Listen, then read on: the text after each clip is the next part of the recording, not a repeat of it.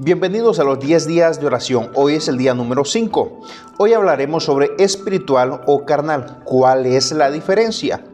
Nos basaremos en el libro de 1 Corintios capítulo 2, versículo 16, que nos dice: ¿Quién conoció la mente del Señor?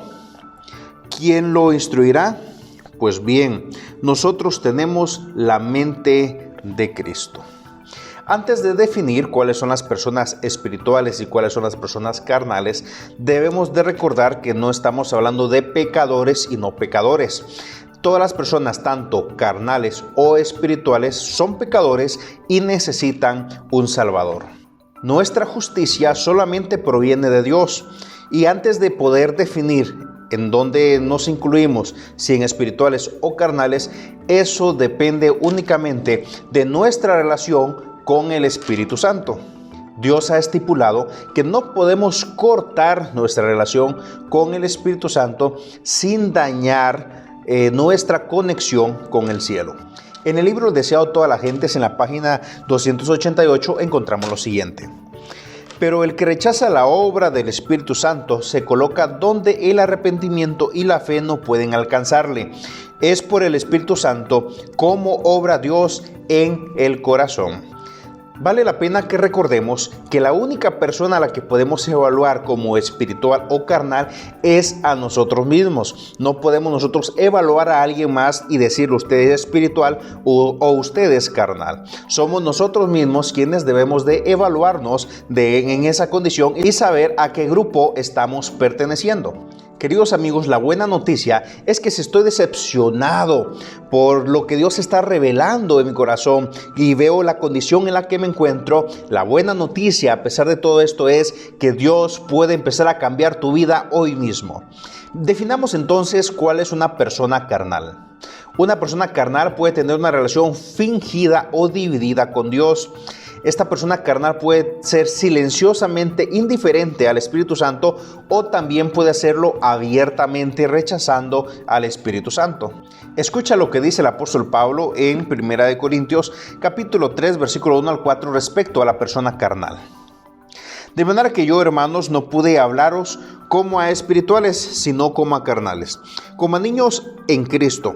Os di a beber leche, no alimento sólido, porque aún no sois capaces todavía, porque aún sois carnales. En efecto, habiendo entre vosotros celos, contiendas y disensiones, ¿no sois carnales y andáis como hombres?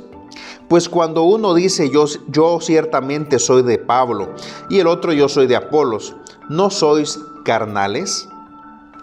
Vemos cómo Pablo empieza a definir y a hablar sobre este grupo de personas que son carnales. Y aquí concluimos que el factor determinante es nuestra relación con el Espíritu Santo. Una persona carnal se describe a una persona que vive en la carne, guiándose por el poder humano y no por el poder del Espíritu Santo. La tragedia más grande del hombre carnal es que aún no ha elegido la vida eterna. Es posible ser miembro de iglesia por muchos años, tener mucho conocimiento teológico, bíblico y sin embargo seguir siendo una persona carnal. Muchos cristianos carnales sienten insatisfacción, desaliento o falta de su propósito en su vida espiritual. Muchos son apáticos y dicen simplemente somos pecadores y no hay nada que podamos hacer respecto a eso. Por otro lado, hay otros cristianos también que son carnales y que son entusiastas y son activos. Tal vez son orgullosos de sus importantes posiciones en la iglesia y tristemente respecto a estos Jesús dice, muchos dirán en aquel día, Señor, Señor, en tu nombre hicimos milagros, echamos fuera demonios. El Señor les dirá, apartaos de mí, no los conozco, hacedores de maldad. ¿Y cuál sería el problema de este grupo de personas? Bueno, que no tenían una relación sincera con el Espíritu Santo. Si hasta este momento describes y te das cuenta que eres una persona carnal, anímate. Dios puede cambiarte y convertirte en una persona espiritual. Hablemos entonces de la persona espiritual. Pablo nos habla también de la persona espiritual en 1 Corintios capítulo 2, versículo 15 y 16. En cambio, el espiritual juzga todas las cosas, sin que él sea juzgado por nadie. ¿Quién conoció la mente del Señor? ¿Quién lo instruirá? Pues bien, nosotros tenemos la mente de Cristo. La persona espiritual es un cristiano verdaderamente convertido.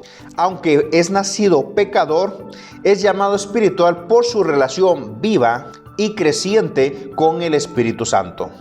Jesús es el centro de la vida de la persona espiritual y reina en su corazón y determina sus prioridades.